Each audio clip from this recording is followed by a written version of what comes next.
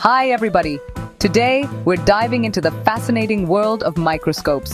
These incredible tools open our eyes to a universe too small to see with the naked eye. We're talking about things like cells, the building blocks of life, and even tinier structures within them. Now, to unlock these hidden worlds, we need to become masters of our microscopes. That means understanding how all the parts work together. Think of it like knowing how to use a telescope to explore the stars. You gotta get familiar with the controls first. So get ready for Microscope 101, where we break down each part and learn how it helps us unlock the secrets of the microscopic world. Let's get started! First up, we have the eyepiece.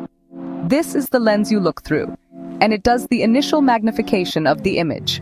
Most eyepieces have a magnification of 10 times, which means it makes the image appear 10 times larger than its actual size. Imagine looking through a magnifying glass. That's kind of what the eyepiece does, but it's just the first step in our microscopic journey. Next, we have the body tube, which might seem simple, but it plays a crucial role. It connects the eyepiece to the objective lenses down below. And trust me, you need that connection. The body tube ensures the lenses are always the right distance apart for proper focusing. Think of it as the sturdy bridge that keeps everything aligned for a clear view. Now, let's spin over to the revolving nose piece. This rotating part holds the objective lenses, and it's how you switch between different magnification levels. It's like having a carousel of lenses, each offering a closer look at your specimen. Give it a spin and click. You're ready for a new level of detail. Speaking of lenses, let's talk about the stars of the show, the objective lenses. These are the lenses closest to the specimen, and they provide the main magnification power. You'll typically find a set of objective lenses on a microscope, each with a different magnification level. Common ones are 4 times, 10 times, and 40 times. The higher the number, the closer you get.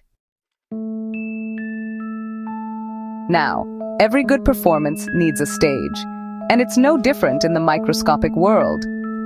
The stage is the flat platform where you place your slides. It's like the spotlight for your tiny performers, the cells, crystals, or whatever amazing things you're observing. All right, we've got our specimen in place, but how do we get it in focus? That's where the focus knobs come in. You usually find 2 knobs, coarse and fine.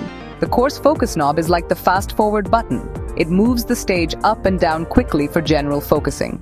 The fine focus knob is for those precise adjustments, like fine-tuning an instrument.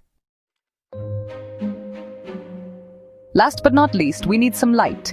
The light source or mirror illuminates the specimen, making it visible through the lenses. Think of it like shining a flashlight in a dark room. The light reveals all the details. And that's a quick tour of the main parts of a microscope and what they do. Now that you're familiar with your microscope, it's time to launch your own explorations. Grab some prepared slides or collect your own specimens. A drop of pond water, a piece of hair, the possibilities are endless. Remember, the microscopic world is full of wonder, and with your newfound knowledge, you're ready to unlock its secrets.